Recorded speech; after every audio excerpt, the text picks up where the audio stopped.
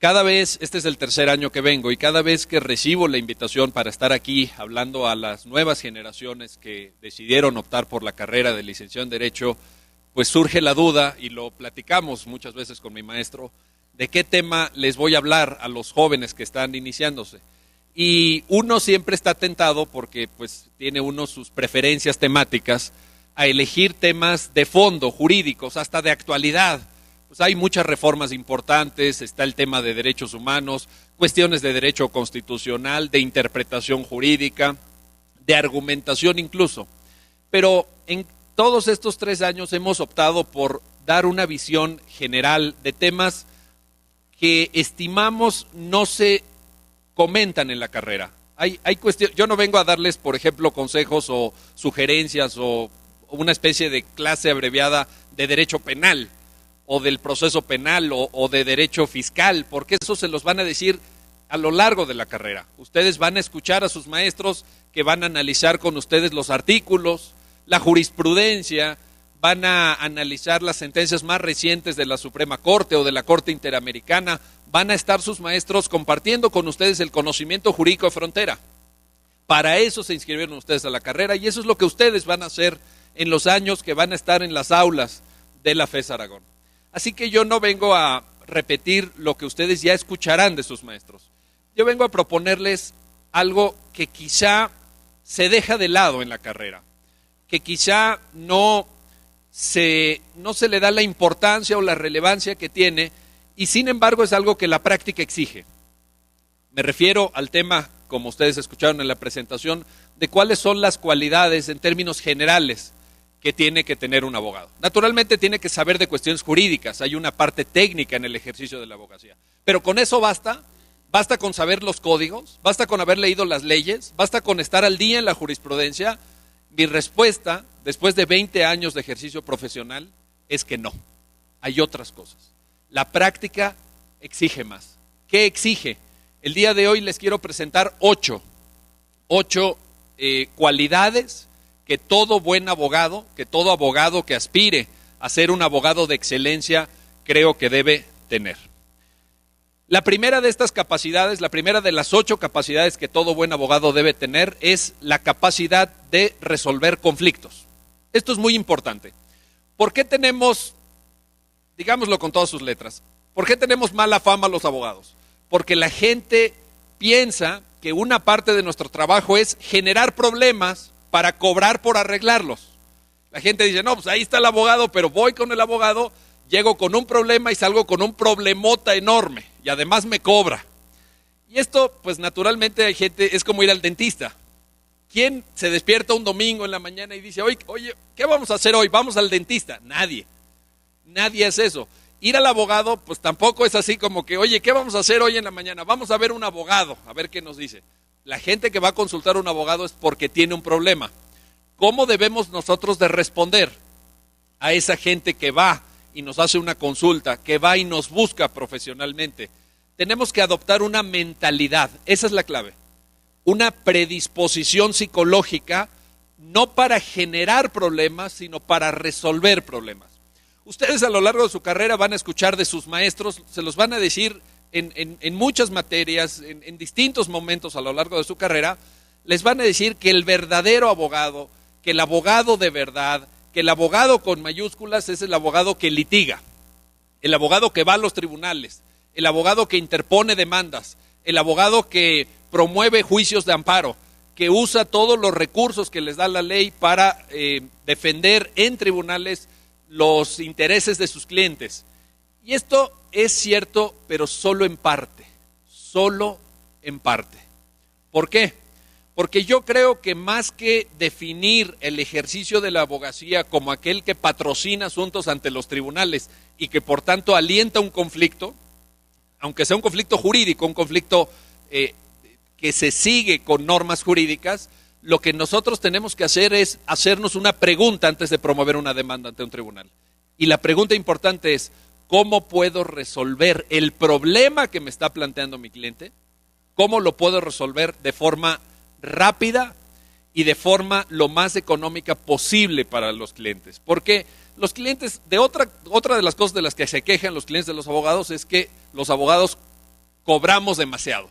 Y no todos, la verdad es que ahorita lo venía platicando con mi maestro, los honorarios profesionales han caído estrepitosamente. La verdad es que hay muchos temas en donde hoy, no sé si han visto estos letreros que de pronto cuelgan ahí, estos penones, divorcios por 3,000, divorcio express 3,000 pesos, ¿no? Afuera del metro están. En 6 cómodas mensualidades además. Dice uno, caray, pues ese despacho de abogados, ¿cuántos divorcios tiene que llevar al mes simplemente para poder pagar la renta? ¿Cómo va a llegar a fin de mes ese despacho con una nómina, con una renta, con gastos fijos y además teniendo que pagar pues lo que todos tenemos que pagar? Los horarios profesionales han caído, pero la gente se queja de que además de que tiene un problema, el segundo problema derivado del primero es pagarle al abogado. Así que nosotros tenemos que pensar en que no siempre la mejor solución al problema de nuestros clientes va a ser acudir ante un tribunal y promover una demanda. ¿Qué más podemos hacer? Pensemos, ¿qué más podemos hacer? Tenemos que aprender, por ejemplo, y quiero que esto se entienda en su justa dimensión, no saquen conclusiones anticipadas. Tenemos que aprender en la carrera, porque sirve en la práctica, se los aseguro y les puedo dar fe y testimonio de que se utiliza y de que sirve en la práctica. Tenemos que aprender a negociar algunos asuntos. Y cuando digo negociar, hay gente que dice, es dar mordidas, dar dinero. No tiene nada que ver. Pero hay muchos asuntos, hay muchísimas materias en donde si nosotros tenemos capacidad de negociación, si nosotros nos orientamos a resolver el problema, podemos dar una mejor solución para nuestros clientes, para la gente que pone su patrimonio, su libertad, sus intereses en nuestras manos. ¿En qué se puede negociar? Por ejemplo, imaginen todo el ámbito enorme de negociación que cabe en el litigio familiar. ¿Qué se litiga en familiar? En familiar se litiga disoluciones de vínculos conyugales. Ustedes están muy jóvenes para saberlo, pero la gente se casa enamorada y ¿qué creen? ¿Qué pasa después de un tiempo? No, ahorita ven a sus novios y dicen, oye, qué guapo está, qué galán, no sé. Pero 5 años después de haberse casado, dice, hijo, man, este cuate no lo aguanto. Hoy en día, de cada 2 matrimonios que se celebran en México, 1 termina en divorcio. El 50% de los matrimonios terminan en divorcios. Y esos divorcios normalmente están llevados o asesorados por abogados. ¿Hay cancha para negociar los términos de un divorcio, sí o no? La respuesta es sí. Si nosotros pensamos en pelearnos, si nosotros pensamos en que nos vamos a fregar al otro, al cónyuge, nos contrata un cónyuge, es muy común esto. En la práctica nosotros lo vemos en el despacho. Llega, por ejemplo, la señora, oiga, licenciado, es que el maldito desgraciado de mi esposo se fue a Acapulco con su noviecita 20 años menor. Esto, no sé, hay una cosa entre los señores de cierta edad y no sé cómo funciona, pero hay un asunto ahí. Entonces se las llevan a Acapulco de fin de semana, se entera la esposa, llega fúrica al despacho y entonces te dice la esposa, licenciado, quiero que me ayude a quitarle todo. Y le digo, ¿qué es todo, señora? Todo es todo. La casa de no sé dónde, la camioneta, la cuenta bancaria. Y licenciado, quiero que no vuelva a ver a sus hijos. Sí, esto es muy común. Si nosotros somos abogados orientados al conflicto, ¿qué le vamos a decir a la señora? Hay muchos colegas que lo hacen, Hay muchos abogados que la respuesta frente a estos planteamientos del cliente es, claro que sí, señora, lo vamos a dejar sin un centavo, lo vamos a dejar en la calle. Porque además te dicen, y quiero que le quite el 90% de su salario. Sí, para que ya no se pueda ir de vacaciones con la señorita. Bueno, y entonces dice uno, a ver, ¿cómo le voy a quitar el 90% del salario? O sea, no hay ningún tribunal en México que otorgue una pensión que quite el 90%. Vaya, ni siquiera que tengas 3 divorcios, ¿no? Llegas a eso. Entonces, pero eso te piden. ¿Cuál es la predisposición psicológica que tenemos que tener? ¿Cuál es mi sugerencia? Si ustedes son abogados tradicionales, orientados al conflicto, le van a decir a la señora, claro señora, le vamos a quitar todo, lo vamos a dejar en la calle, no va a tener un centavo para irse de vacaciones con su amante nunca jamás, le va a pedir perdón de rodillas. Pero si nosotros somos abogados orientados a resolver el problema, le tenemos que decir a la señora cuál es el esquema de solución mejor para ella y para los hijos. Esto hay que tenerlo muy en cuenta. ¿Cómo podemos resolver el problema de manera adecuada? Porque si nosotros, por ejemplo, en un esquema de confrontación de un divorcio, esto pasa todos los días en la práctica, apretamos mucho para obtener una pensión de alimentos para los niños muy alta, ¿qué es lo que va a pasar? Y pasa todos los días, el señor va a dejar de pagar. Punto. Los señores se desentienden, dicen, bueno, sí, tuve 3 hijos con esta señora y todo, pero ya nos divorciamos, ahí nos vemos. Y desaparecen. Y es muy difícil, créanme, en la práctica es muy difícil agarrarlos con las pensiones alimenticias. Por eso hay un proceso de reforma ahorita que está a punto de aprobarse, que pide que le quiten el pasaporte a quien no pague pensiones de alimentos a sus hijos. Porque es la única forma, o es una de las formas a través de las cuales pueden agarrar a los deudores alimenticios. ¿Qué más podemos hacer además de negociar? Podemos intentar otras vías, los llamados métodos alternativos de solución de controversias. Lo que les quiero decir es, no todo es litigio, no todo es pleito, no todo en el ejercicio profesional es demandar a la otra parte. Podemos acudir a un esquema de mediación, podemos acudir a vías de reparación del daño que están ahora creciendo mucho, por ejemplo, en materia penal, cosa que antes era impensable. ¿Quién iba a pensar en un esquema de solución alternativa de conflicto en materia penal? Hoy, un porcentaje muy elevado de cuestiones en materia penal, diría yo, en torno al 90%, se están resolviendo sin llegar a juicio. Ustedes han escuchado seguramente de los juicios orales, ¿sí o no? Y estarán deseosos de llevar un juicio oral. Seguramente muchos de ustedes desde primer semestre se compraron un traje y una corbata para su primer juicio oral. Desde primer semestre ya tienen su corbata lista para su primer juicio oral. Déjenme decirles esto, este es el dato real, es el dato real de la práctica. Del 100% de carpetas de investigación iniciadas, solamente entre un 3 y un 5% llegan a juicio oral. Entre un 3 y un 5%, es decir, entre un 95 y un 97% se resuelven antes de llegar a juicio oral. ¿Y cómo se resuelven? Por acuerdos reparatorios, por suspensión condicional, por métodos alternativos, por mediación. Podemos acudir a estas vías, pero solo podemos acudir a ellas si nuestra mentalidad, la mentalidad con la que ustedes van a egresar de la carrera de Derecho, es una mentalidad orientada no a generar conflicto, sino a arreglar conflictos. Esto es muy importante. Les va a ir muy bien en la práctica si adoptan este punto de vista, créanme. Hay colegas que cuando me escuchan decir esto, pues tienen dudas porque dicen, no, pero es que nosotros cobramos por promover una demanda, cobramos por un juicio de amparo, cobramos por demandar a no sé quién o por contestar una demanda. Si el pleito se arregla, ¿nosotros de qué cobramos? Bueno, esa es una visión mediocre, esa es una visión parcial, esa es una visión que no da cuenta de la utilidad social de la abogacía. Nosotros tenemos que contribuir a que la sociedad tenga menos conflictos, no más conflictos. Y es verdad que cuando arreglas los asuntos cobras menos. Mi experiencia profesional dice no. A ver, aquí pongo un paréntesis, un matiz. ¿Cobras menos? Sí cobras menos. Cobras menos por ese asunto. Pero imagínense la diferencia entre cobrar, por ejemplo, por un asunto que resuelves en 2 semanas 30,000 pesos o por cobrar 300,000 pesos en un asunto que te va a llevar 5 años para resolverlo. ¿Qué elegirían ustedes? A ver, este es un dilema de la práctica, no sé si lo habían pensado, ¿ya lo habían pensado o no? A ver, la práctica es así, ¿cómo creen que es la práctica? ¿Creen que es como los exámenes que les aplican aquí de opción múltiple o cosas así? La práctica es que llegue el cliente y tú dices, ¿qué le recomiendo?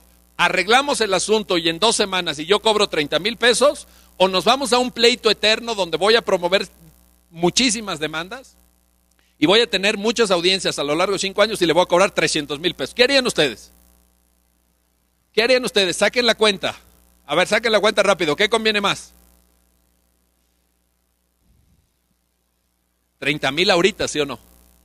¡Claro!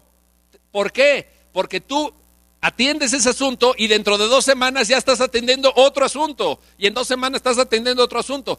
Y esas personas a las cuales ayudaste a resolver el problema te van a recomendar con más clientes. Te van a recomendar con más clientes. Déjenme les digo algo que no se menciona en la carrera. A mí nadie me lo dijo. Lo he tenido que aprender, pues ahora sí que con cabezazos en la práctica. Uno puede llegar a cansarse incluso de sus clientes. Normalmente, ¿qué es lo que nos transmiten en la carrera? El cliente que se cansa del abogado, que se queja del abogado. Déjenme les digo esto, uno se puede cansar del cliente. Todos los viernes te llama el cliente y te pregunta, ¿cómo va mi asunto, licenciado? ¿Cómo va mi asunto, licenciado? Pues no camina el asunto, pero no depende de uno. Uno no puede ordenarle a un juez. Yo no le puedo dar una orden a un magistrado, oye, resuelve mi asunto porque mi cliente ya le urge. ¿Qué hago? Cada viernes me llama, durante 5 años. Es una pesadilla. ¿Te conviene más tener una actitud predispuesta a resolver el conflicto, sí o no? Esa es mi primera sugerencia, esa es la primera cualidad. Segunda cualidad, es muy importante que ustedes desarrollen habilidades desde la carrera. En la práctica se los lo van a tener que tener, pero a mí me gustaría que desde la carrera ustedes estuvieran en la disposición de saber buscar información. Esto es muy importante, que ustedes activamente sepan buscar información y realizar investigación de hechos. Esto tiene varias razones. ¿Por qué sugiero como segunda cualidad saber buscar información y saber investigar hechos? La primera es que, como ustedes van a ver a lo largo de la carrera, el mundo de las normas jurídicas es verdaderamente amplísimo. Hay no es exclusivo de México, pero en México hay una verdadera proliferación de normas jurídicas. Si ustedes revisan el diario oficial, si ustedes leen la Gaceta Oficial de la Ciudad de México o del Estado de México, el periódico oficial o cualquier órgano de difusión del conocimiento jurídico, van a ver que hay literalmente cientos de miles de normas jurídicas en México.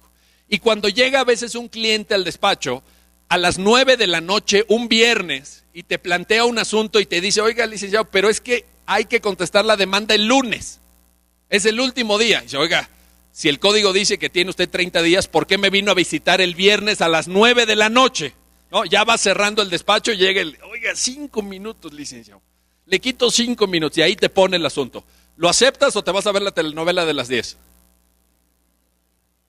¿Qué hacen? A ver, jóvenes, les estoy hablando de la práctica, ¿eh? Esta es la práctica. Estás a las 9 de la noche el viernes, ya te estás quitando la corbata, dices, ya por fin terminó. Tienes una reservación en un restaurante bonito para tu segunda esposa. Y llega el cliente. ¿Qué haces? Y vence el término esto es de todos los días. Los clientes llegan a última hora. ¿Por qué? Pues porque así somos los mexicanos. Es algo que Donald Trump no entendería. Seguramente lo criticaría, pero llegan a última hora. ¿Tomas o no el asunto? Ok, suponte que lo tomas. Sugerencia, esta es mi sugerencia. A esos asuntos hay que tomarlos. De hecho, esos asuntos son los que se cobran mejor. Esos asuntos se cobran bien. Hay que tomarlos. Pero ¿tienes capacidad para procesar un asunto y preparar una buena demanda de viernes para lunes? Solo si sabes buscar información. Solamente. Por eso es una cualidad que ustedes tienen que tener. Ustedes se tienen que orientar en ese mare magnum de normas jurídicas. Hay muchas leyes. Las leyes tienen muchísimos artículos, tienen reformas. La jurisprudencia se va adicionando cada viernes. Yo no sé si ustedes ya lo han visto, si se los dijeron, pero en la página de internet de la Suprema Corte, los viernes a las 10 de la mañana suben las tesis de esa semana. Y hay semanas que nos están publicando más de 100 tesis en una semana. Y uno tiene que estar al día en eso. Uno tiene que estar perfectamente actualizado. ¿Cómo vamos a lograr orientarnos? ¿Cómo nos vamos a orientar en ese laberinto? No es fácil, no es algo sencillo. Mi sugerencia es aprendan a buscar información. En una de las conferencias que di en este mismo auditorio Vasconcelos de la FES Aragón, me acuerdo muy bien, creo que fue la primera, yo les dije, dejen de lado, fue una sugerencia que hice hace 2 años, dejen de lado una actitud, que yo también la tuve a lo mejor cuando fui alumno, no sé maestro si la tuve o no, usted me dirá, pero que es esta actitud pasiva de los alumnos. ¿A qué me refiero? ¿A qué me refería en esa conferencia? Por ahí está el video en YouTube para que lo busquen. Me refería al hecho de que llega el alumno, se sienta en el salón y espera que el maestro le transmita el conocimiento que requiere en cada materia. Créanme, es un error. Es un grave error. Yo a lo mejor también lo hice. No lo sé, la verdad, no me acuerdo muy bien, pero ahora sí me doy cuenta que lo que hay que hacer es ser alumnos proactivos. No esperen a que el maestro les transmita toda la información. No es una especie de tobogán en donde el maestro sube con su bola de conocimientos y los avienta por el tobogán y el alumno está abajo esperando el maná del conocimiento. Esto no funciona así, amigos. Ustedes tienen que buscar activamente desde ahorita, desde primer semestre el conocimiento. Y lo pueden hacer por internet, lo pueden hacer en las bibliotecas, le pueden pedir bibliografía a sus maestros, se pueden meter a YouTube a ver videos, pueden hacer muchísimas cosas, pero lo tienen que hacer activamente. Y eso les va a repercutir en la práctica. ¿Por qué? Porque en la práctica tienen que hacer lo mismo. En la práctica tienen que hacer lo mismo. De repente llega al despacho un asunto, están acusando. Ahora, paso a la segunda idea. Investigación de hechos. ¿Por qué tenemos que saber analizar hechos? Normalmente en la carrera sus maestros les van a enseñar a analizar normas. Les van a decir, oye, el artículo fulano define la compraventa en estos términos. Y te lo tienes que saber y lo tienes que poner en el examen. O les van a explicar las cuestiones de derecho romano, por ejemplo, del digesto, etcétera. ¿Qué pasa en la práctica? En la práctica no nos limitamos a examinar normas. ¿Tenemos que saber las normas? Sí, se los acabo de decir, y tienes que buscarlas activamente, orientarte en ese laberinto. Pero tenemos que saber analizar hechos. Imaginen que llega un asunto al despacho en donde están acusando a una persona a la que ustedes representan de un robo o de una violación o de un homicidio que se cometió en un estacionamiento a las 3 de la madrugada y hubo 2 testigos. Uno que estaba a 30 metros del lugar de los hechos, que era el velador del estacionamiento, y otro señor que estaba recogiendo el coche a la misma hora en la que sucedieron los hechos. Entonces, está así planteado, es una violación o un robo, lo que ustedes quieran, un homicidio, lo que sea. Tenemos que saber analizar esos hechos. Por ejemplo, ¿a qué distancia estaba el velador? Por ejemplo, ¿qué tanta intensidad lumínica había en ese estacionamiento? 3 de la madrugada. Si no había buena iluminación y el velador estaba a 70 metros, ¿pudo darse cuenta perfectamente de los hechos para basar en ese testimonio una sentencia condenatoria? Por ejemplo, ¿qué pasa si el velador usa lentes? ¿Es relevante que use lentes el velador? Claro, y vamos a investigar incluso cuántas dioptrías tiene. Y vamos a investigar si tiene astigmatismo o miopía. Todo eso es relevante. ¿Y eso son normas jurídicas? Eso no son normas jurídicas. ¿Qué son? Hechos. Tenemos que saber investigar hechos. Tenemos que saber cómo fue el lugar en donde sucedió el presunto delito. Tenemos que saber las cualidades, incluso, insisto, las capacidades sensoriales de los testigos, etcétera. Así que conocer las normas es una parte, pero la otra parte tiene que ver con saber analizar hechos. A mí, una de las cosas que me ha sorprendido en la práctica es que hay veces que uno, digamos, bien preparado para un asunto, piensa que se puede ganar ese asunto jurídicamente. Y hay veces que lo que menos importa son las normas jurídicas. Déjenme les cuento rápidamente una anécdota que tuvimos en el despacho hace unos años. Llega una empresa y me dice, me están demandando un adeudo, o un proveedor de esta empresa lo demanda porque le dice, me dejaste de pagar 38 millones de pesos. Ese fue el caso que nos llega. Me dejaste de pagar 38 millones de pesos, lo demandan por vía mercantil, nosotros tenemos que constar la demanda, y entonces yo inmediatamente le pido al cliente las facturas, le digo, a ver, ¿en qué se está basando? ¿Cuál es el documento base de la acción? En fin, empezamos a estudiar el asunto, vemos las disposiciones del Código de Comercio, la ley de títulos de operaciones de crédito, en fin, toda la argumentación jurídica.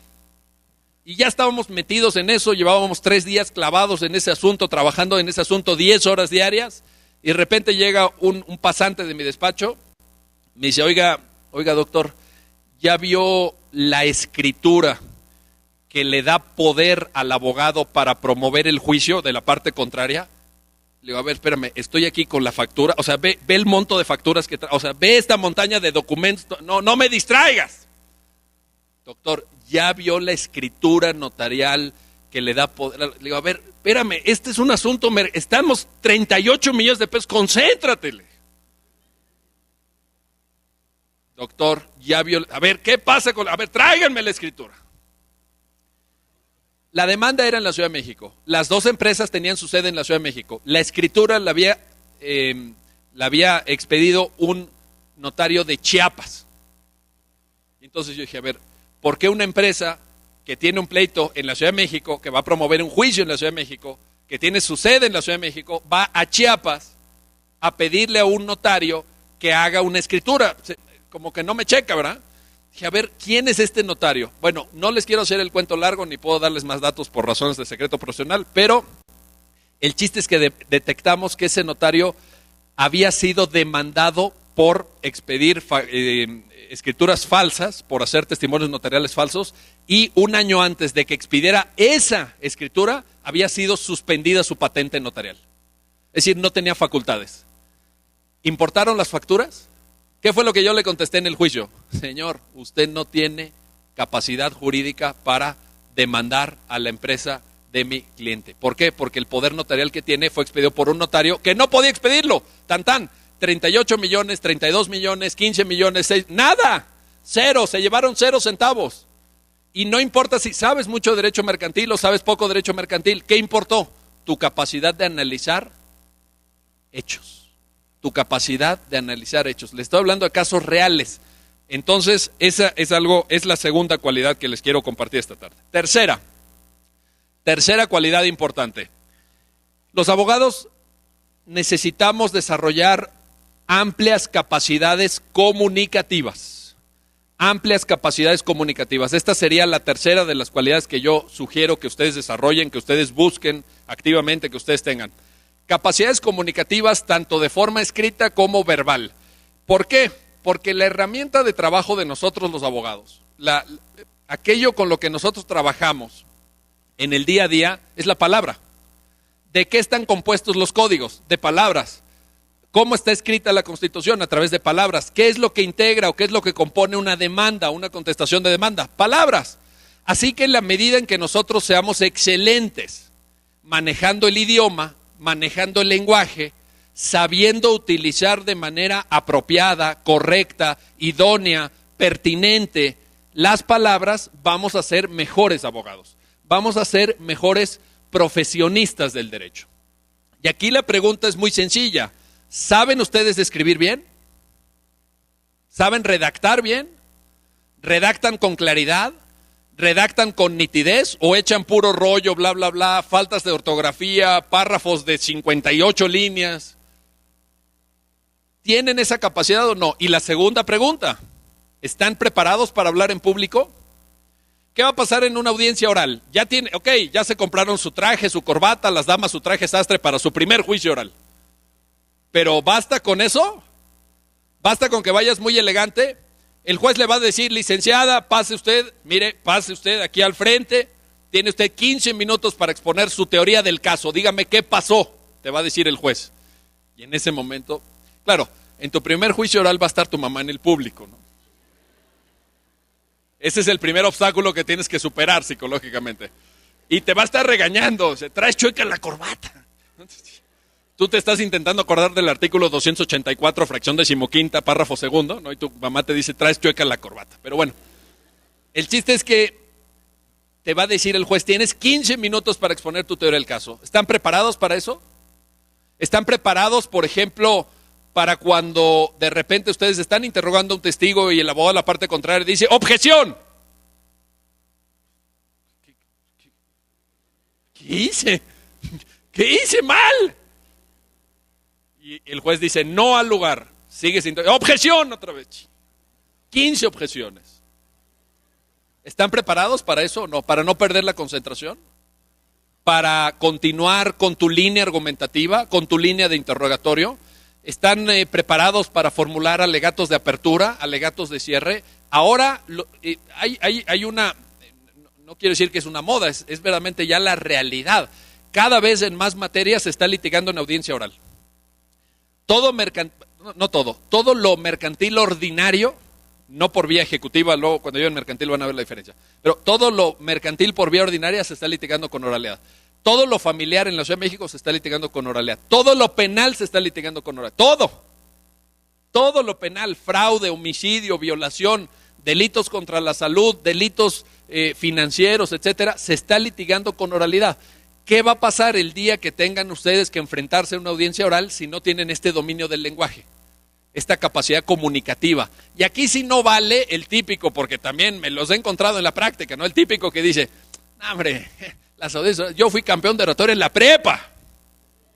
Así hay abogados que dicen, yo fui campeón de oratoria en la prepa, a mí las audiencias orales me hacen los mandados. No, No es echar rollo, no es echar rollo. Tienes que ser concreto, tienes que ser preciso, tienes que ser exacto, tienes que decir las palabras pertinentes porque esa es tu oportunidad. ¿Saben hoy cómo se resuelven los amparos directos en materia penal, los amparos que se promueven contra la segunda instancia en materia penal? Le mandan al tribunal colegiado la grabación en DVD o en archivo informático de la audiencia. ¿Qué es lo que ven los magistrados de un tribunal colegiado para resolver tu amparo en materia penal? No el gran expediente como era antes, no les mandan los tomos y tomos, les mandan el DVD. Entonces, si tú hablaste bien en la audiencia, el magistrado colegiado te va a entender. Si tú nada más fuiste o estuviste con las muletillas, las muletillas como no te van a dar el amparo. Mi tercera sugerencia es que desarrollen capacidades comunicativas, que sepan hablar bien, que sepan escribir bien. ¿Y esto cómo se aprende? A escribir bien se aprende leyendo mucho. No hay atajos. No hay de que, yo los sábados tomo un curso en la mañana. No, eso no funciona de esta manera. A escribir bien se aprende leyendo mucho y leyendo cosas buenas. Y cuando digo cosas buenas, aquí mismo en este auditorio ya lo he comentado, cuando digo cosas buenas no me refiero a los clásicos que de pronto pueden ser aburridos. Dice, oye, sí, ya me compré las obras completas de Platón. ¡No! Se van a aburrir en 5 minutos. Pero hay buenas novelas, hay buena poesía, hay buen ensayo que ustedes tienen que leer, que ustedes tienen que acceder a esa información de calidad, porque solo leyendo mucho y leyendo literatura de calidad van a poder escribir mejor. ¿Y cómo hablar bien en público? Aquí sí, mi sugerencia sería práctica. Práctica, práctica, práctica. Porque hay una cosa que todos en algún momento pasamos, que es el pánico escénico. ¿Qué pasaría si yo a cualquiera de ustedes les digo ahorita, a ver, compañero, yo la verdad ya me cansé, ya estoy viejito, miren, estoy ya calvo, ya tengo canas, etc. Yo ya tengo panza, ya me cansé, no sé cuántos minutos llevo, pero esto ya es un abuso de la fe, esto es demasiado, yo me voy a sentar, pase usted, compañero, a terminar mi conferencia. Aquí está el guión. ¿Están listos? ¿Están preparados? ¿Se pondrían nerviosos? ¿Cuántas personas hay aquí? 600 personas y en otro auditorio y se está transmitiendo en vivo por internet y luego lo van a subir a YouTube. ¿Se pondrían nerviosos, sí o no? Claro. ¿Ustedes creen que yo estoy nervioso? ¿Parezco que estoy nervioso? ¡No estoy nervioso! ¿Cómo voy a estar nervioso? He hecho esto más de 1400 veces a lo largo de mi vida. Últimamente doy cursos todos los días. Todos los días. Todos los días doy horas y horas de curso, hablo en público todos los días, pero cuando empecé me ponía nervioso. Va uno agarrando los que son profesores de aquí, no me dejarán mentir en esto, va uno agarrando tablas. Es cierto, vas practicando y vas practicando. Ahora, si ustedes, ojo, en su carrera nunca tuvieron la oportunidad de pasar al frente del grupo y hablar en público, nunca tuvieron la oportunidad de hacer una audiencia oral simulada, no sé si hay aula de... Okay. Pidan esa aula. Si sus maestros de procesal no los obligan a simular audiencias orales, ustedes organícense en grupos, hagan simulacros de audiencias orales, porque si tú a lo largo de tu carrera jamás hablaste en público, y llegas a tu primera audiencia por homicidio doloso y nunca has hablado en público y te dice el juez, bueno, licenciada, ahora sí, tiene usted 15 minutos para plantear su teoría del caso en el alegato apertura. Sí, pero traigo mi traje sastre, muy bonito. Traigo mi traje que me compré aquí en el centro comercial de Galerías. ¡Qué padre! Sí, no. ¿Cómo van a aprender a hablar bien en público? Práctica, práctica, práctica. Es común, esto sí se los digo, es natural, no se asusten, es natural, es algo que tiene que ver con el ser humano, nadie tiene por qué avergonzarse o sentirse mal, todos en alguna etapa nos ponemos nerviosos al hablar en público. Hay gente a la que le empieza a sudar, por ejemplo, las manos u otras partes del cuerpo, hay gente que siente que no puede respirar, por ejemplo, siente una opresión en el pecho porque... ¿Qué es eso? Tensión nerviosa. Estás tenso, tienes ansiedad, tienes nerviosismo. ¿Es algo por lo cual debamos de rendirnos? No. ¿Es algo por lo cual debamos de sentirnos mal? No. Es algo perfectamente estudiado por los psicólogos. Los psicólogos han demostrado que uno de los miedos, uno de los temores más difundidos entre los seres humanos es el temor a hablar en público. Pero hay que hacerlo. Hay que hacerlo porque hoy el derecho, el ejercicio profesional de la abogacía lo requiere. Te lo exige. Porque ni modo que digas, no, yo la verdad esto de las audiencias orales, no me gusta hablar en público, no sé hablar en público, yo no puedo respirar cuando hay gente enfrente de mí, así que yo puro litigio escrito, cada vez van a ser menos, cada vez hay menos materias y cada vez hay más oralidad. La oralidad es un paradigma procesal que se está ampliando, que se está expandiendo, cada vez en más número de materias va a haber audiencias orales, así que ustedes tienen que estar preparados. Esta es mi tercera sugerencia. Cuarta sugerencia, tienen ustedes que desarrollar capacidades de planeación y organización profesional. Planeación y organización profesional. ¿Por qué? Porque en la práctica, ustedes, quienes nos dedicamos a profesiones liberales, como se llama tradicionalmente, así se le ha llamado a la abogacía, una profesión liberal en el sentido de que no necesariamente podemos trabajar como empleados de alguien, sino encabezar un proyecto empresarial, tenemos que saber organizarnos. Hay cosas que nadie les va a decir en la carrera, óiganlas, regálenme su tiempo, su concentración para oír esto. Uno tiene que aprender a organizarse. De repente dice uno, espérame, yo saqué 10 en Derecho Civil, llegas a la práctica de tu despacho y el primer problema con el que te enfrentas no es un gran problema de posesión o de propiedad, o un tema familiar. El primer problema es pagar el teléfono, pagar la luz, pagar la nómina, contratar gente. A ver, contrato a un telefonista, uno o dos mejor. Oye, háblale a Telmex que nos ponga una línea. ¿Cuántas líneas necesitamos? 20 líneas, perfecto, 600 pesos cada línea. ¿Necesitamos 20? ¿Necesitamos 2 líneas? Segundo, temas de agenda. De repente llevas los asuntos de 15 empresas. Estás llevando los asuntos de 15 empresas, de las cuales 13 ya están judicializados. Tienes una audiencia para desahogar una prevención, tienes una audiencia para formular alegatos, tienes 2 audiencias de prueba, en donde una de ellas tienes que presentar una prueba pericial que se tiene que preparar con anticipación, tienes que tener el dictamen. ¿Eso requiere organización o no? Requiere agenda. Tienes que llevar una muy buena agenda en la práctica. ¿Por qué? Porque hay otro elemento que los malos abogados nunca reparan en ello y casi los maestros en las escuelas luego no lo señalan, los términos procesales. Los términos procesales. Si tú llevas un solo asunto, pues a lo mejor tienes muy claros los términos. No, pues es que el asunto de la señora, pues mañana o pasado mañana vence el término, tenemos que presentar hoy la demás. Está bien, pero ¿qué pasa si llevas 20 asuntos? ¿Te acuerdas de todos los términos procesales? ¿Te acuerdas de todas las fechas en las cuales vence, en las cuales tiene que estar preparado el dictamen pericial, en las cuales tienen que estar ofrecidas las pruebas, en las cuales tienes que estar a las 10 de la mañana en un juzgado y luego a las 10:30 te ponen en otro juzgado, una audiencia? ¿Qué necesitamos? Organización. Necesitamos capacidad organizativa y necesitamos capacidad de planeación. Y no nada más dice uno, no, espérame, es que esto que dijo el doctor es facilísimo. Yo voy a la Comercial Mexicana y me compro una agenda y con eso estoy.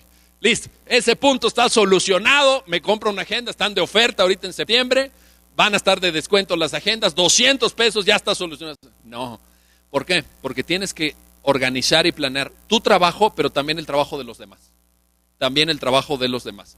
Normalmente, ahorita se los voy a decir más adelante con detalle, trabajamos en equipos. Esta idea del abogado como una especie de Quijote solitario que está en su despacho reflexionando, esto en la práctica no ocurre, de una vez se los digo. Esto en la práctica no funciona de esta manera. Hay algunos que todavía lo hacen, pero es verdaderamente remoto ese ejemplo. Hoy en día los grandes asuntos se trabajan en equipo. Ahorita se los voy a decir. La quinta sugerencia, la quinta cualidad que quiero compartir con ustedes esta mañana es la siguiente. Hay que crear redes de trabajo, y lo pueden hacer desde la carrera, ojo, hay que crear redes de trabajo y redes de negocio. Esto es algo que casi, yo nunca lo escuché de mis maestros en la carrera y es algo que me he dado cuenta en la práctica que es muy importante. Déjenme, hagamos un ejercicio prospectivo. ¿En qué semestre están? Díganme en qué. ¿En primero? ¿En séptimo? Ya están en tercero, ok. La mayoría está como a la mitad, ¿no? Digamos, en promedio, digamos. ¿No? ¿Cuántos hay de... A ver, levanten la mano los de primero. Ah, no. Ok, me rindo. Ok, hagamos este ejercicio prospectivo. Imagínense cada uno de ustedes, pongan que acaben la carrera, ojalá, así lo deseo, en 5 años. ¿Todavía dura 5 años aquí la carrera? Sí. Es que hay universidades que duran 2 años, ¿no? Pero aquí dura 5 todavía, qué bueno. Sí, hay universidades que dura 2 años yendo los sábados en la mañana, nada más. Aquí dura 5, qué bueno. Yo también estudié 5 años la carrera y creo que vale la pena. Entonces, imagínense ustedes en 8 años, digamos, licenciatura y a lo mejor algún diplomado, alguna especialización, una maestría. Terminan sus estudios, ya son licenciados, ya son maestros, lo que ustedes quieran, o doctores, lo que ustedes quieran. Ponen su despacho, abren una oficina y entonces dicen, a ver, ¿cuál es su nombre, compadre? Dígame su nombre. ¿Juan Carlos qué? Despacho Ávila, León y Asociado. ¿Asociados con quién? Nada más de él, pero bueno, así. Ávila, León y Asociado. ¿Ok? Pone su despacho, pone su letrero muy bonito, se va allá afuera del metro, hacen unas tarjetas de presentación muy baratas, le conviene mucho, haga unas 2,000 para repartir ahí a sus tías, a sus abuelas, en fin. Listo, contratas tu línea con Telmex, pones ahí tu despacho, te compras tu computadora, contratas a un recepcionista, una recepcionista, en fin, lo que sea, listo, y te sientas en tu despacho, listo, ya. 8 años de estudiar, ya. Ávila, León, abogado, bien el letrero, lo limpias bien para que esté brilloso el letrero. Listo, te sientas en tu despacho. ¿Y qué pasa? No, estás viendo el teléfono. Dice, ahorita suena, ahorita llega el primer cliente. Ahorita cae el primer cliente. No pasa de las 11 que cae el primer cliente, ¿no? Ya estás desde las 7 en tu despacho, viendo el teléfono. ¿Creen que va a caer así nada más el primer cliente? O sea, el primer cliente que va a decir, oye, ya Juan Carlos puso el despacho, ¿eh? Oye, apúrate porque Juan Carlos ya puso el despacho. Ya te puedes divorciar. ¿Ustedes creen que en la práctica funciona así? Te tienen que recomendar a alguien. Alguien te tiene que recomendar. Primer requisito, oigan esto, ningún cliente te va a contratar jamás si no sabe que existes. Punto. Y eso no importa si sacaste 10 en Derecho Civil o 10 en Derecho, no importa. Si no tuviste ningún extraordinario en los 5 años, no importa. Si el cliente no sabe que existes, ¿cómo diablos te va a contratar? ¿Cómo te va a contratar? Entonces mi sugerencia es esta, hagan redes, hagan contactos, hagan también una actividad. Déjenme, lo voy a decir de esta manera y apelo a su inteligencia y a su sensibilidad para entender el mensaje profundo que quiero darles. Hagan proselitismo de ustedes mismos. Ustedes son candidatos al éxito. Ustedes tienen que promoverse a sí mismos. De repente la gente me dice, oye, pero si tú das conferencias, por ejemplo, yo doy conferencias, hoy no, por cierto, lo digo para que no haya dudas, pero todas las conferencias que no doy para la UNAM las cobro, y las cobro muy caras. La gente, oye, pero ¿cómo cobras tanto por conferencias? Bueno, tengo la agenda llena, ¿qué hago? Está bien, la gente me paga muy bien por dar conferencias, no sé, a lo mejor no son tan aburridas. Cuando vengo a la UNAM vengo gratuitamente porque es mi alma mater y porque me invita mi maestro, por supuesto, pero cobro mis conferencias. Y la gente me dice, oye, si cobras tus conferencias, ¿por qué pones tantos videos en YouTube que son gratuitos, como todos los videos en YouTube? ¿Por qué tienes muchísimas conferencias y muchísimos cursos en YouTube si son gratuitos? Deberías de quitar todo eso, porque eso mejor cóbralo. ¿Y qué es el canal de YouTube? ¿Algunos de ustedes han visto mis videos en el canal de YouTube o no? Es un canal que lleva ya más de 2 millones de reproducciones. Es verdaderamente una máquina. Según los reportes de audiencia, se bajan de mi canal 8,000 videos diarios. 8,000 visualizaciones todos los días. 8,000 visualizaciones todos los días. ¿Es promoción, sí o no? Claro. Yo les recomendaría que ustedes tuvieran página web. Oye, ha de ser carísimo. ¡No! No es que, yo cuando abrí mi página web en 2008, yo abrí mi página, miguelcarbonell.com, la abrí en 2008. El diseñador de la página web me cobró 12,000 pesos. 12,000 pesos en 2008. Ahora acabamos de contratar una página web hace 3 semanas para el Centro de Estudios Jurídicos Carbonell. ¿Saben cuánto me costó? 1,240 pesos. 1,240 pesos. Les digo, hagan esa inversión. Juan Carlos, ¿qué me dijo? juancarlosavila.com. juancarlosavila.abogado.com. Claro, 1,200 pesos y usted va a estar en internet. Hoy en día, ¿cómo nos va a buscar la gente? ¿Cómo nos va a buscar? O sea, ¿ustedes creen que ya la gente está pendiente? Oye, Juan Carlos, no, ahí está. Ya, Juan Carlos, ya puso el despacho, Juan Carlos. Listo, ahora sí demandemos. Pues claro que no. Tenemos que hacer redes. La gente, hay veces que cuando tú atiendes bien a un cliente, el cliente recomienda. Te recomienda con un amigo, con un familiar. Hay veces que nos pasan asuntos otros colegas. Hay colegas abogados que saben que te especializaste en derecho laboral, ellos están en derecho fiscal y cuando llegan los asuntos de materia laboral, te los pasan a ti. Pero eso es a través del establecimiento de redes. Por cierto, una cosa que no les van a decir probablemente en la carrera, se los quiero decir porque así es en la práctica. Referir clientes también genera honorarios. ¿Qué quiero decir? Si yo no litigo fiscal porque no le sé al fiscal, porque no me especialicé en fiscal, llega un cliente y me propone un asunto fiscal y yo se lo paso a mi amigo, a mi colega, a mi conocido abogado, quiere decir que ese abogado me va a dar a mí parte de los honorarios. Esto no, perdone, esto no se comenta, pero le estoy diciendo cómo es en la práctica. ¿Y saben cuánto es? 10%. El 10% de lo que cobre el abogado se lo va a dar al colega, al que refiere al cliente. Si no lo hacen, ¿cuál es la regla? Si no te pagan ese 10%, no le vuelves a enviar a un cliente. Nunca jamás se lo vuelves a enviar. Porque es una cosa de reciprocidad. Oye, yo te referí el cliente. Le pude haber referido a otro abogado, pero preferí, Juan Carlos, enviártelo a ti. Entonces tú me debes el 10% de lo que le vas a cobrar. De los 2 millones de pesos que le vas a cobrar, 200,000 pesos son para mí, por hacer una llamada. ¿Les conviene o no? Paréntesis, tengo un amigo abogado que le va muy bien económicamente, pero muy bien, no se imaginan qué bien económicamente, que no litiga un solo asunto, refiere asuntos. Nada más, refiere asuntos. De veras, y gana millones de pesos al mes. Millones de pesos refiriendo asuntos. ¿Es importante tener redes de contacto, sí o no? Claro, porque si no vas a estar solo durante años viendo el teléfono en tu despacho, cosa que no recomiendo.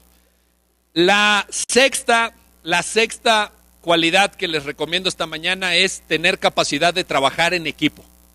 Tener capacidad de trabajar en equipo. Pero aquí quiero decir dos cosas. Tener capacidad de trabajar en equipo en dos diferentes niveles. En un primer nivel tienes que integrar un buen equipo jurídico.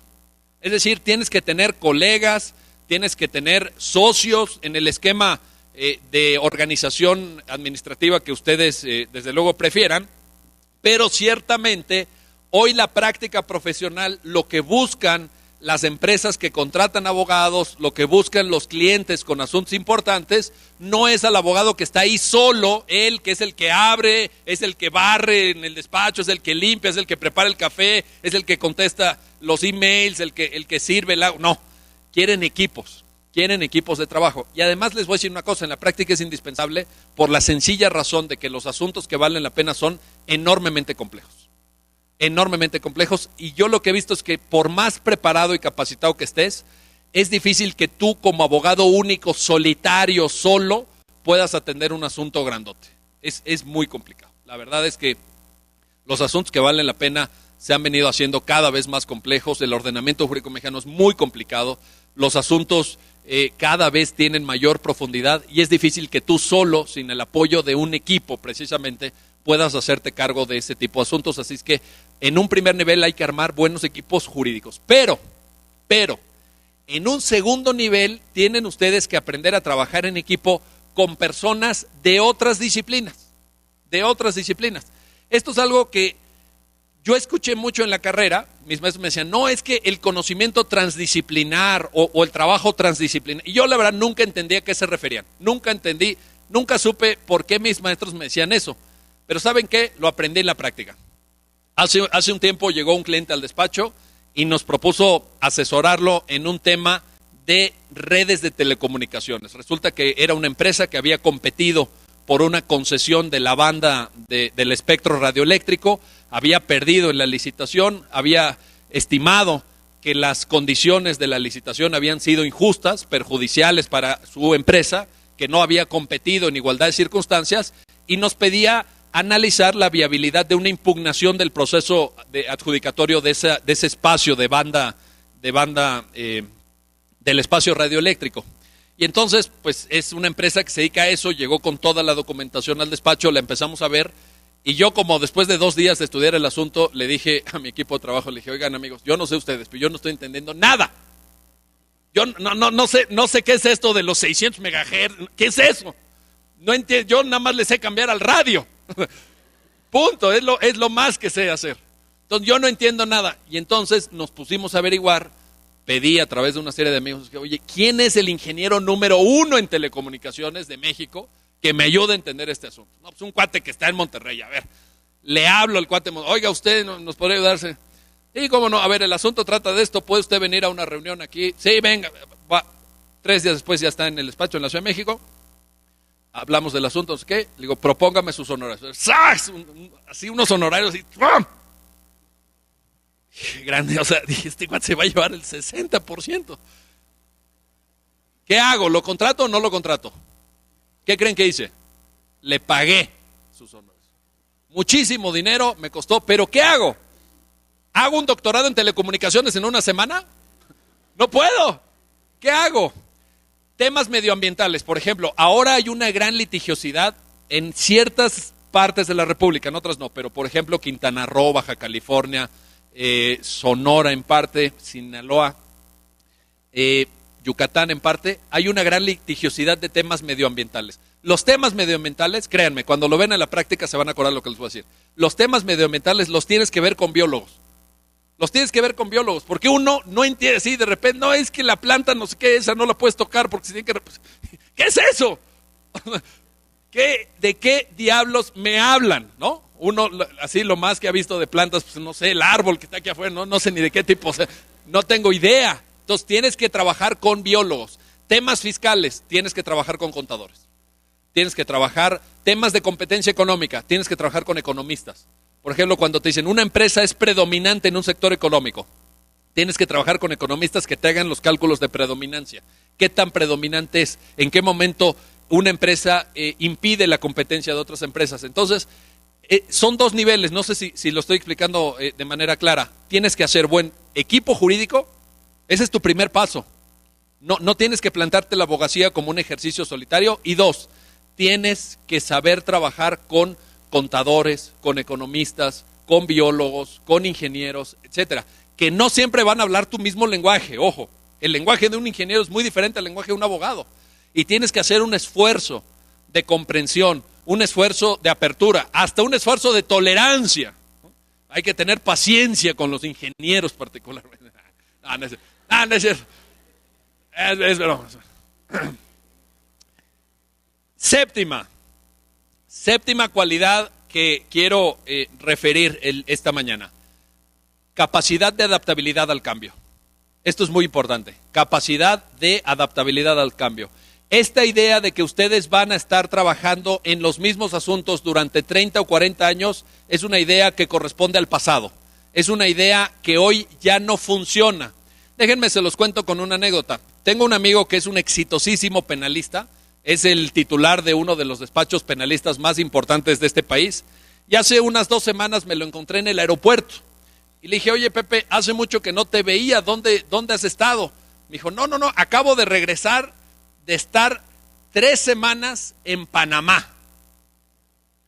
Dije, 3 semanas, pero tu despacho, tú eres una persona muy ocupada, tienes la agenda llena, ¿cómo te fuiste 3 semanas? ¿Te fuiste de vacaciones quizá? Dice, no. ¿Supiste de los Panama Papers? ¿Les suena o no? Entonces, un penalista de repente dice, oye, aquí hay un asunto, aquí hay un tema novedoso, hay un tema fresco, vamos a... Y entonces, ¿a qué se fue a Panamá? A estudiar el caso Panama Papers. ¿Por qué?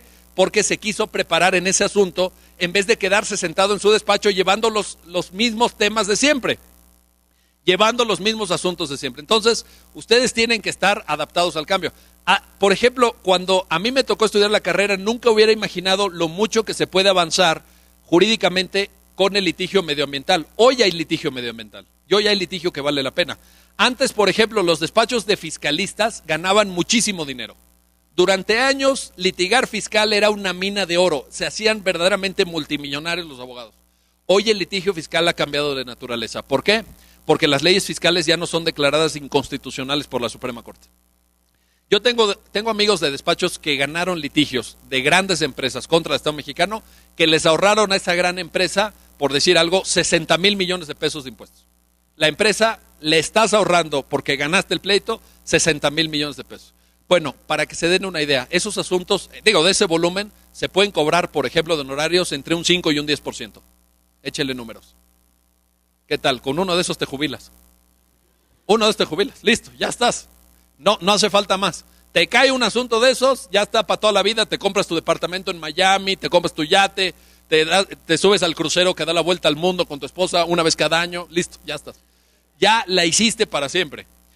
Pero tienes que tener capacidad de adaptación al cambio. No es estática la carrera va cambiando. Las condiciones de ejercicio profesional de la abogacía van evolucionando. Si tú te estacionas, si tú te quedas pretendiendo hacer lo mismo durante 30 o 40 años seguidos, te va a ir mal, no vas a tener éxito, por supuesto, profesional. Y la octava y última cualidad que quiero recomendarles esta mañana es una cualidad que no sé si se toma en cuenta de manera adecuada con la importancia que tiene hoy en día en la práctica en las escuelas y facultades de Derecho, pero es la siguiente. La octava cualidad que tiene que tener todo buen abogado es la creatividad. La creatividad. Tenemos que ser creativos. ¿Creativos para qué?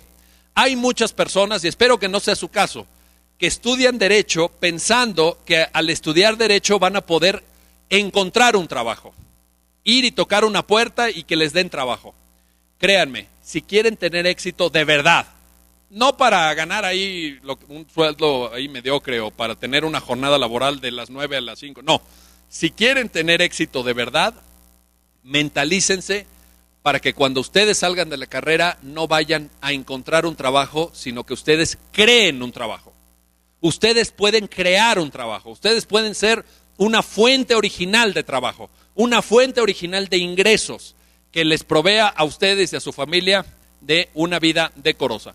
Y déjenme les pongo un ejemplo, es un ejemplo real de un amigo de la carrera, un amigo de la generación, me lo encontré hace poco, en un juzgado, y le dije, oye, ¿por qué no comemos? Hace mucho que no.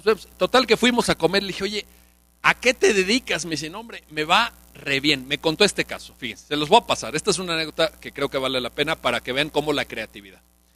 Le digo, oye, ¿dónde te va muy bien? Sí, me va extra. Le digo, ¿dónde está tu despacho? No tengo despacho. Okay. No, le va muy bien, pero no tienes. Ok. Le digo, y entonces, ¿cómo le haces para que te vaya tan bien? Y me dice, me cuenta esta historia. Esta es una historia real. ¿Han escuchado hablar del torito? ¿Sí saben qué es el torito o no? Seguros. ¿Hay alguien que no sepa qué es el torito? Ok, ¿han escuchado hablar del alcoholímetro? Cuando te agarran en el alcoholímetro con copas de más, ¿cuál es la sanción? Te remiten a un centro de ejecución de sanciones administrativas. La sanción es arresto por 24 horas. Esa es la sanción por conducir en estado de ebriedad en la Ciudad de México. Y donde se cumple la sanción se llama el torito. ¿Por qué se llama el torito? No sé por qué, pero así se llama el torito. Te llevan, bueno, pues este cuate compró una van, una camioneta van, le quitó los asientos de atrás, lo adaptó como una oficina con computadora, conexión a internet, impresora, etcétera, y estacionó la van afuera del torito. Y de una u otra manera logró que a todos aquellos que remiten al torito, ya cuando están adentro, alguien les pase una tarjeta del servicio jurídico que prestan. ¿Cuál es el servicio jurídico que prestan? Amparos. Se amparan a horas de la madrugada, 3 de la madrugada. Ellos trabajan en la noche. Están ahí de madrugada. Tienen un equipo, tienen motociclistas afuera para ir en la moto a casa del secretario, depositar la demanda de amparo y pedir la suspensión. La suspensión del acto reclamado, cuando ustedes lleven amparos van a saber a qué me refiero, permite no que dejes de cumplir con la sanción, pero que en ese momento se suspenda la ejecución para que la cumplas otro día. Entonces imagínense que ustedes son atrapados y remitidos al torito a las 01 horas de la madrugada de un sábado. ¿Ok? Le dijeron a su mamá, mamá, voy a estudiar con unos compañeros. ¡Ah! Y te agarran y te mandan al torito. A la 1 de la madrugada. ¿Sabes cuándo vas a poder llegar a tu casa? A la 1 de la madrugada del domingo ya, 24 horas después. ¿Cómo te va a recibir tu mamá? Ahora, piensen si eres empresario, eres un gran empresario, exitosísimo, y le dijiste a tu esposa, no, tengo una reunión de traes una cena con unos clientes, etcétera, y caíste en el torito. Este cuate les cobra 8,000 pesos por tramitar el amparo. 8,000 pesos por tramitar el amparo. Me cuenta que hay fines de semana que ha tramitado más de 300. Esta es una historia real. Más de 300 amparos. ¿Qué fue lo que hizo este abogado? Caminó por la senda tradicional, conocida, etcétera, de ir a pedir trabajo. ¡No! Creó un trabajo. Vio una demanda, vio una oportunidad ahí y entonces aprovechó esa oportunidad. Este abogado, que tiene mi edad, seguramente antes de cumplir 50 años se va a ver jubilado. Se va a ver jubilado. Tengo un conocido, otro amigo que tiene, sí tiene un buen despacho en Bosques de las Lomas, muy lujoso, con mármol, y tiene cuadros de pintores famosos. La otra vez que fui me dijo quiénes eran, pero no me acuerdo. La verdad no puse atención. Pero sí estaban padres los cuadros, estaban muy bonitos los cuadros.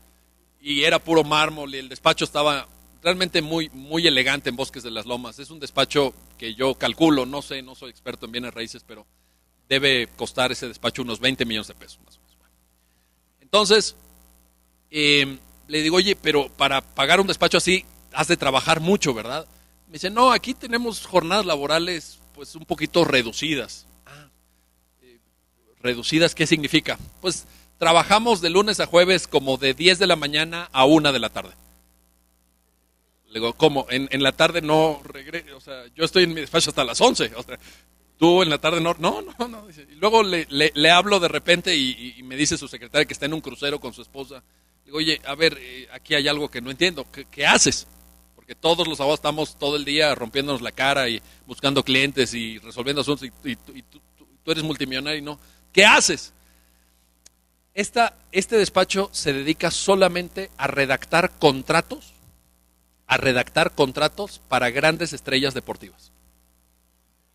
Así, el gran fútbol, no sé, el otro, Ronaldinho, ¿no? Ya ven que lo contrató, creo que lo contrató el Querétaro, ¿no? Los Gallos del Querétaro. ¿Quién hace el contrato? Porque ¿saben qué pasa con esas grandes estrellas deportivas cuando llegan a México? Todo lo que esas grandes estrellas hacen está regulado en un contrato. Porque les pagan por eso. Alguna vez me dejó ver un contrato, son más de 400 páginas. Hay una cláusula que dice, por ejemplo, en este contrato que vi, que si el domingo ese futbolista sale a comer con su familia, tiene que traer una gorra de tal marca con la visera hacia enfrente. No puedes tener la visera hacia atrás, tienes que hacia enfrente. Que si se va en carro, tiene que usar carro de tal marca, porque tiene que ser visto en un carro de esa marca. Si usa un carro de otra marca, está violando el contrato. Entonces le descuentan tantos miles de pesos. Todo está. ¿Quién hace ese contrato? ¡Mi amigo! Le dije, oye, ¿cuántos contratos de esos haces al año? Me dice, pues el año que nos va muy bien hacemos 10. 10 contratos. Claro, le dije, con razón te da tiempo de irte a un crucero. Con razón te da tiempo. ¿Qué hizo? Inventó. Hay que ser creativos. No busquen la senda de que ya está muy recorrida. De repente le pregunto, ¿usted qué quiere litigar? Yo laboral. Laboral. ¿Sabes cuántos litigantes laboral hay? O sea, vayan afuera de una junta de conciliación y arbitraje un día. Vean el tipo de trajes que llevan esos abogados. ¿Quieren ser así? De veras, piénsenlo. Está sobresaturado el mercado laboral, el mercado de litigio laboral. El típico, no, yo quiero litigar familiar. Claro, como no hay gente que lleva divorcios. Están cobrando 3,000 pesos por los divorcios. ¿Saben por qué? Porque el divorcio es incausado. La jurisprudencia estableció hace 1 año y medio que el divorcio es incausado. No necesitas expresión de causa. Es un tip también, porque algún día se van a casar. Ahora tienen una enorme ventaja. Cuando se quieran divorciar tienen que decir, me voy. Punto. Hacen un trámite y se van. Está disuelto el vínculo conyugal. Entonces, mi última sugerencia es que sean creativos. Están ustedes ante una gran oportunidad y ante un gran desafío. De una vez se los quiero decir, con todas sus letras, ser abogado en el siglo XXI no es fácil. Si ustedes pensaron que era una carrera fácil, si ustedes se inscribieron a Derecho pensando que no había matemáticas, si ustedes piensan que un título de licenciado en Derecho les va a asegurar buenos ingresos en el campo profesional, déjenme se los digo con todas sus letras, se equivocaron. Se equivocaron. En el derecho hay que luchar muchísimo, hay que estar muy preparados. Hay una enorme competencia, se lo dije a mi maestro antes de empezar esta intervención. El año pasado la CEP expidió, 30,000 cédulas de licenciado en Derecho en este país. En un solo año, 30,000 cédulas. Hay más de 1,800 instituciones de educación superior que imparten la carrera de Derecho. Se crean 3 nuevas cada semana. 3 nuevas instituciones que imparten Derecho cada semana. Así que van a enfrentar ustedes una enorme competencia.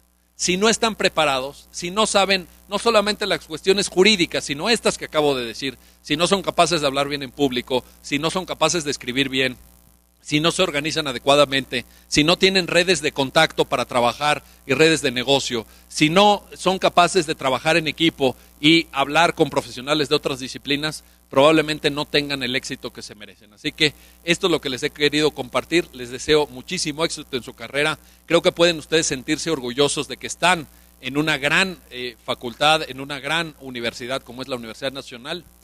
Y solo me resta 2 cosas. La primera, decirles que me voy a quedar un rato, si alguien quiere alguna firma de libros o que platiquemos un poquito, aquí afuera voy a estar.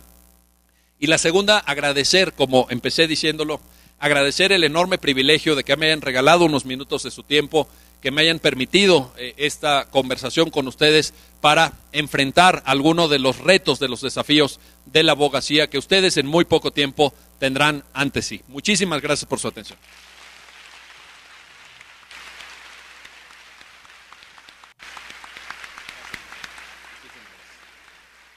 Gracias, maestro. Gracias, maestro.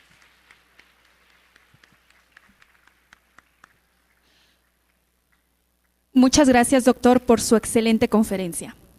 Solicitamos atentamente a la jefa de División de Ciencias Sociales haga entrega al doctor Miguel Carbonell de un reconocimiento, a nombre de la comunidad de la Facultad de Estudios Superiores Aragón. Por favor, maestra. Me voy a permitir dar lectura al reconocimiento. La Universidad Nacional Autónoma de México, a través de la Facultad de Estudios Superiores Aragón, otorga el reconocimiento al doctor Miguel Carbonell por impartir la conferencia magistral Cualidades que debe de tener un buen abogado. Por mi raza hablará el espíritu, Nezahualcóyotl, Estado de México, a 31 de agosto del 2016, firma el director de la Facultad de Estudios Superiores Aragón, maestro en Ingeniería, Gilberto García Santamaría González.